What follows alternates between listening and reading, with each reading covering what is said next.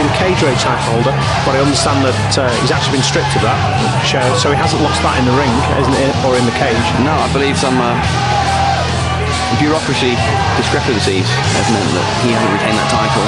It's a shame when those things happen, but I mean, he's not been beaten, so you know, in the eyes of the public, I'm sure they still see him as a champion. Yeah, for sure. He's also one hell of a nice guy again. Both these guys are really great guys.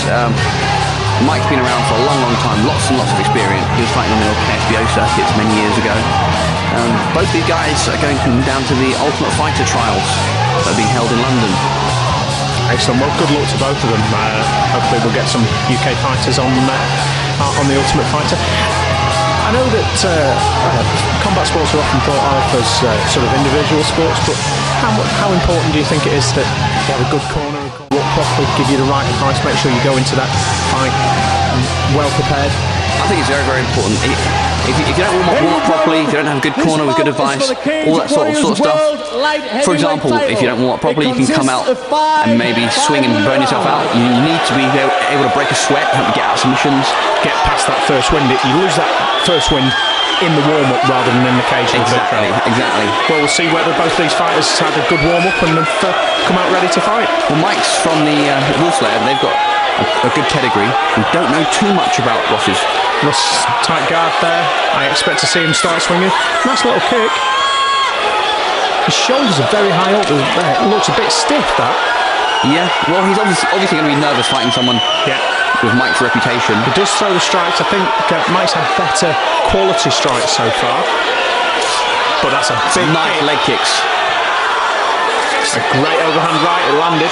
It's not flustered Mike at all. A very, very controlled fighter.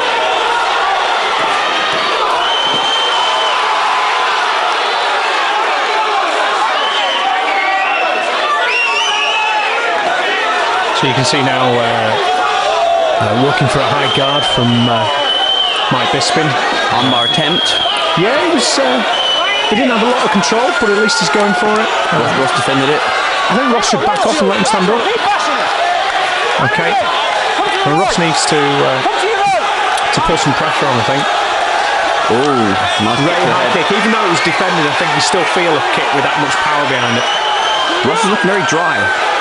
He is. Oh, another high kick, and that landed. I don't think it did a lot of damage. Mike's literally bullying Ross around at the moment. These shots taking their toll on. Yeah. He's throwing shots in, he's bullying him to the ground. I'll have to question if it's the power of Mike's shots or whether Ross has warmed up properly. Okay, so we're on the ground now. Let's see how Mike can work from guard. He's primarily known as a striker, but his fights rarely go to the ground. Watch his legs. Pushing Ross off. Ross is doing quite well now. He's throwing some great powerful kicks in there. I don't know how much damage that kind of kick does to somebody who's on the back. Armbar attempt. It looks sunk to me. And Ross is tapping out. Yep, quick tap there. Nice win for Mike Bisping. Great win for Mike Bisping. 10 fights, 10 wins, 10 stoppages. Yeah. Can't get better than that. Well, Mike was a heavy, heavy favourite going into this round, going into this fight. Definitely. I wonder what the future holds for Ross now. I'd love to see him drop down to middleweight. Yeah, to be honest, I reckon he could possibly make welterweight. Well, welterweight's not that far away. Under 77 kilos. He'd be a monster at that weight. Yeah. If he was to shred himself up, learn to cut weight. But both these guys going down for the Ultimate Fighter trials. In 2 minutes of the first round. And still, your Cage Warriors champion, Michael the Count Bisping! And if you want to wish Mike well, I'm sure you'll catch him in the bar later on as well. Both these guys will probably be hanging around later on. And you don't find many light heavyweight guys who can bounce around the ring doing flips. Again, another look at those expensive, nice belts. I really do think it makes a big difference to the fighter.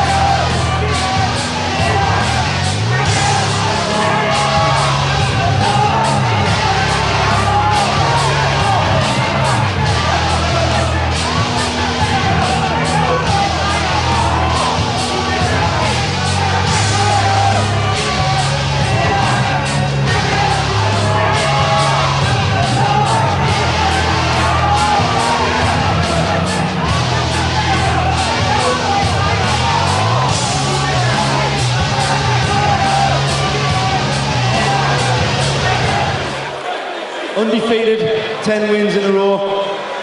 You're my old training partner, we've sparred together, we've rowed together. Your fitness shines through. How do you keep on doing it? Come on, who are you training with, what are you doing? Well, it's all down to the guys at the Wolves there.